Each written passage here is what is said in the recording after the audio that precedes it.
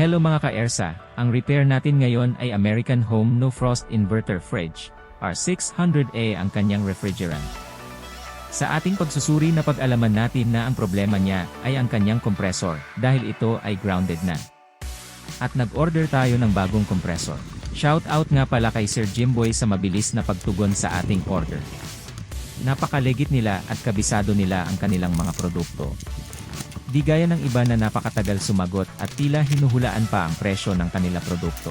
Advice ko lang sa lahat na dito kayo mag-order para di kayo magsisi. Balikan natin ang ating repair. Sa makikita nyo sa video natin na ang fridge, after natin ma-reprocess ang unit at makargahan ng standard na refrigerant, ay napakaganda na ng kanyang lamig. Maraming salamat po.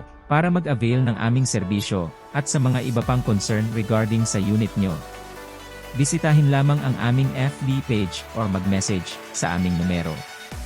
Maraming salamat po.